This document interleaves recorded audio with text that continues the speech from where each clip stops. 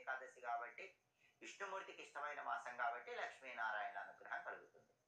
ఇలా పూజ చేసిన తర్వాత పచ్చ కర్పూరంతో హారతి ఇవ్వాలి. తీపి పదార్థాల్లో పచ్చ కర్పూరం కలిపి లక్ష్మీనారాయణ ఫోటో దగ్గర నైవేద్యం పెట్టాలి. అలాగే మోక్షద ఏకాదశి రోజే గీతా జయంతి వచ్చింది. గీతా జయంతి అంటే భగవద్గీత శ్రీకృష్ణ పరమాత్మ నుంచి ఆవిర్భవించిన రోజు కాబట్టి ఎవరైనా సరే గీతా పారాయణం ఎక్కడైనా ఉంటే గనక దేవాలయంలో అక్కడికి వెళ్ళి గీతా పారాయణం వినాలి. భగవద్గీత ఊరేగింపు ఉత్సవాలు జరుగుతాయి, వాటి దగ్గరకు వెళ్ళి ఆ ఊరేగింపు ఉత్సవంలో పాల్గొంటే మంచిది. ఇవన్నీ చేయలేని వాళ్ళు శ్రీకృష్ణ సంబంధమైన ఆలయానికి వెళ్ళి కృష్ణుడి ఆలయంలో ధ్వజస్తంభం దగ్గర ఆవు నెయ్యి దీపాన్ని వెలిగించండి. కృష్ణుడి ఆలయంలో కృష్ణుడికి తులసి మాలికను సమర్పించండి. కృష్ణుడి ఆలయంలో ప్రదక్షిణలు చేయండి. అష్టాక్షరి ద్వాదశాక్షరి ఈ 2 మంత్రాల్లో ఏ మంత్రం చదువుకున్నా అద్భుత ఫలితాలు ఉంటాయి. ఇలా కృష్ణుడిని పూజించినా కూడా విశేషమైనటువంటి ప్రయోజనాలు కలుగుతాయి. గీతా జయంతి రోజు ఎవరైనా సరే భగవద్గీత పుస్తకం దానం ఇచ్చినట్లయితే శ్రీకృష్ణ పరమాత్మ అనుగ్రహం వల్ల సమస్త సుఖాలు చేకూరతాయి. మోక్షద ఏకాదశి గీతా జయంతి చాలా శక్తివంతమైన రోజు కాబట్టి ఈ విధి విధానాలు పాటించండి.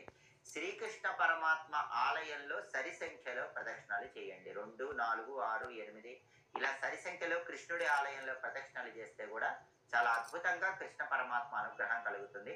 అలాగే కృష్ణుడి అనుగ్రహం ద్వారా అష్టైశ్వర్యాలు లభించాలంటే గీతా జయంతి మోక్షద ఏకాదశి సందర్భంగా చదువుకునే ఇంకొక మంత్రం ఉంది.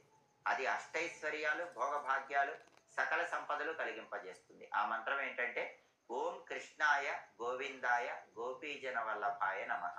ఇది మంత్రం.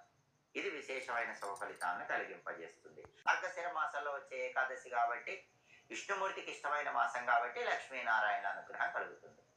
ఇలా పూజ చేసిన తర్వాత పచ్చ కర్పూరంతో హారతి ఇవ్వాలి. తీపి పదార్థాల్లో పచ్చ కర్పూరం కలిపి లక్ష్మీనారాయణ ఫోటో దగ్గర నైవేద్యం పెట్టాలి.